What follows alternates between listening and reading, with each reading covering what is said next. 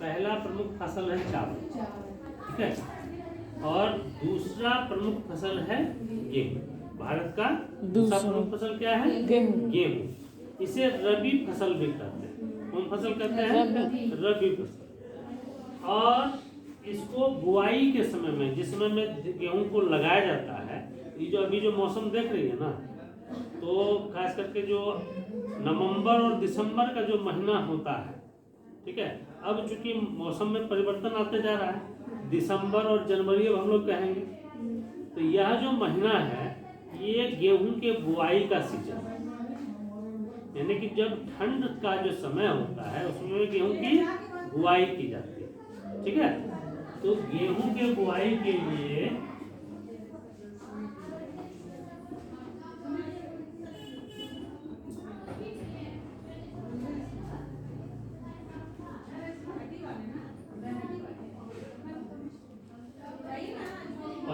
Degree से 10 degree temperature होना चाहिए।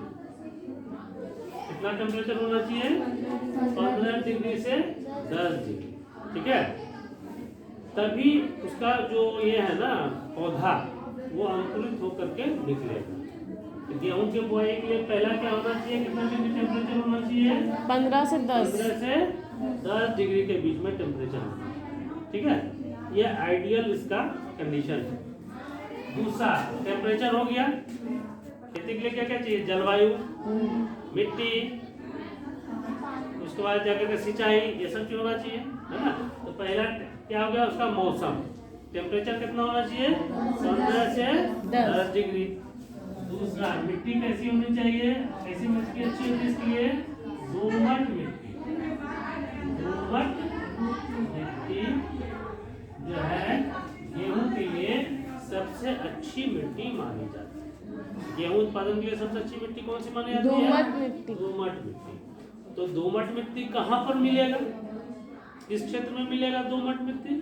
तो जहां पर नदी होगा वहां पर दोमट मिट्टी मिलेगा। मिलेगा नहीं मिलेगा? दोमट मिट्टी कहाँ मिलेगा? जहां पर नदी होगा, तो नदी के किनारे, तटवर्ती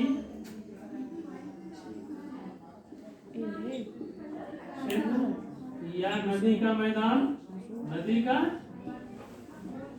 मैदान, ठीक है, नदी का मैदान, ये ना होगा। ये हो गया इसका कंडीशन। कहाँ खेती हो सकता है, कितना टेम्परेचर होना चाहिए, कैसा मिट्टी होना चाहिए, ये हो गया। दूसरा, जब ये फसल तैयार होगा, जब फसल तैयार होगा तो कितना टेम्परेचर होना चाहिए? कटने के समय में कितना टेम्परेचर होना चाहिए? तो सिर्फ पानी के मतलब कैसे देना चाहिए मैं बताऊँ। पानी इसमें सिंचाई के माध्यम से पड़ता है। नदी से सिंचाई कर दिए हम, ठीक है। पानी इसमें बहुत कम लगता है, ठीक है। इसमें बहुत ज्यादा पानी की आवश्यकता नहीं होती है, बहुत कम पानी का प्रयोग होता है इसमें। नहर से सिंचाई कर दिया, नदी से कर दिए, ठीक है। यह बुआई के समय में यदि हल्की फुल्की चक्रवातीय वर्षा हो जाती है, उससे भी इसकी सिंचाई हो जाती है। तो इसके लिए बहुत ज्यादा पानी की आवश्यकता नहीं पड़ती है। और लेकिन जो मौसम है, मौसम में कोहरापन होना चाहिए। जो अभी देख रहे हैं, अभी जो फॉगी वेदर है ना, तो फॉगी वेदर जब होता है क्या होता है? ओस गिरता है, तो टप टप पानी चलता है, तो वायुमंडल में क्या आर्द्रता है, और उसी आर्द्रता से गेहूं की सिंचाई हो जाती है। इसलिए कहता है कि गेहूं का फसल यदि अच्छा होगा तभी होगा जब कुहासा बढ़िया करेगा ना, ठंडा करेगा, कुहासा करेगा, तब गेहूं का फसल अच्छा होगा। तो जब कुहासा करता क्या होता है? ओस से पूरा खेत भीग जाता है ना, और खेत देखिए पूरा गीला हो जाता है, तो हल्का हल्का पानी का फुहारा हो गया उसको, वह गेहूं के लिए सबसे अच्छा होता है। तो मनुष्य नहीं कर सकता वैसे फुहारा? कैसे फुहारा? ऐसा फॉगी वेदर नहीं ना, हाँ ऊपर से ऐसे छिड़काव की तरह किया, लेकिन वह जो नेचुरली होता है, प्राकृतिक रूप से जो होता है, वैसा तो मनुष्य नहीं कर सकता। तो इसलिए जब कुहासा वाला सीजन रहता है, तो कुहासा में क्या होता है कि हवा कम चलता है। जब देखिए कि जब कुहासा रहता है तो कुहासा में हवा धीमा चलता है, लेकिन जब आसमान साफ हो जाएगा तो हवा तेज हो जाती है ना। और जब कुहासा रहता है तो टेम्परेचर भी मेंटेन रहता है, बहुत ज़्यादा ठंड नहीं रहता है, 15 से 10 डिग्री के बीच का टेम्परेचर मेंटेन रहता है ना। 6 डिग्री 3 डिग्री नहीं हो जाता है कुहासा में, क्योंकि वो क्या होता है, एक आवरण तैयार कर लेता है, जिसके कारण से हवा का बहाव घट जाता है, तो टेम्परेचर भी स्थिर रहता है, जो कि गेहूं के फसल के लिए आइडियल कंडीशन है। ठीक है, गेहूं की फसल के लिए क्या है, आइडियल कंडीशन। तो ये बुआई के समय में कितना टेम्परेचर होना चाहिए, 15 से 10 डिग्री। और जो है इसके लिए मिट्टी कौन सा अच्छा होता है, दोमट मिट्टी। और यदि कुहासा वाला यदि टेम्परेचर होता है, कुहासा वाला यदि वातावरण हो जाता है, मौसम हो जाता है, तो वह गेहूं के लिए बेहतर क्षेत्र है, बेहतर मौसम है। और जो दोमट मिट्टी मिलता है, कहाँ मिलता है, नदी द्वारा जो निर्मित मैदान है वो क्या होता है, दोमट मिट्टी होता है ना। इसी कारण से जो यह गेहूं की जो कृषि होती है, इसका मुख्य केंद्र कौन कौन सा है, उत्तर प्रदेश है ना, पंजाब, हरियाणा है ना, हरियाणा है, बिहार,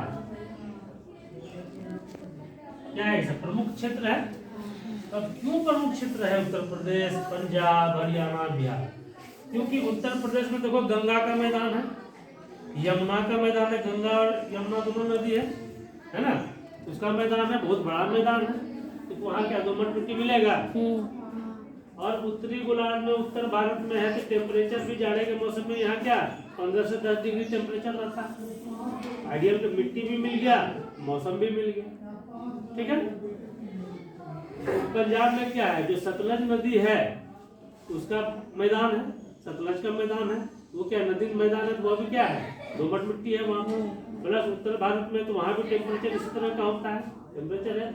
हरियाणा भी उसी तरह से है, और बिहार में भी क्या है, गंगा का मैदान है, गंडक का मैदान है ना। तो इस विशाल क्षेत्र में क्या होता है, गेहूं के लिए आइडियल कंडीशन है, टेम्परेचर भी है यानी मौसम भी है और मिट्टी भी है, जिसके कारण से यहाँ पर क्या होता है, गेहूं का उत्पादन होता है। ठीक है, अब है कि गेहूं लग तो गया, अब जब पकने का जब सीजन आता है, जब तैयार हो गया फसल, तब कितना टेम्परेचर होना चाहिए, वो भी आइडियल रहेगा तभी ना होगा। 10 डिग्री रहेगा तो काम नहीं चलेगा, उसमें धूप भी चाहिए, थोड़ा धूप भी चाहिए, तब तो फसल पक करके तैयार होगा और वो कटाई के लिए तैयार होगा और धाना बढ़ेगा उसमें। तो उसमें कटने के समय में, कटाई के समय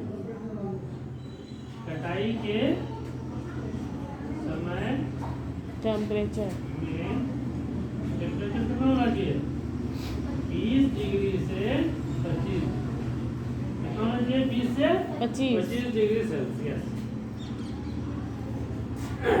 तो कटाई के समय में टेम्परेचर कितना होना चाहिए, 20 से 25 डिग्री सेल्सियस। ठीक है, तो अब यदि हमको पूछा जाएगा कि गेहूं की कृषि के लिए कि क्या क्या आवश्यक है, वर्णन करें, लिख देंगे।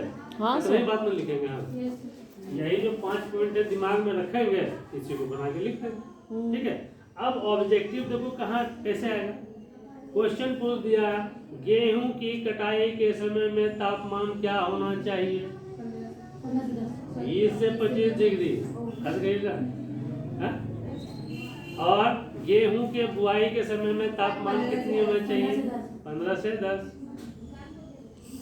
किस मिट्टी में गेहूं की खेती होती है, दोमट मिट्टी या रेगुड़ मिट्टी भी उसको कहते हैं, दोमट मिट्टी को ना रेगुड़ मिट्टी कहते हैं। ठीक है, अच्छा, गेहूं कौन सी फसल है, रबी फसल या खरीफ फसल, रबी फसल। देखो ऑब्जेक्टिव हो गया, इससे लॉन्ग हो गया, ऑब्जेक्टिव हो गया, रटने की जरूरत है क्या, यही से हो गया मेरा। ये 5 पॉइंट याद रखेंगे तो 5 ऑब्जेक्टिव, एक सब्जेक्टिव लॉन्ग क्वेश्चन हो जाएगा, 5 शॉर्ट क्वेश्चन, 5 शॉर्ट क्वेश्चन हो गया।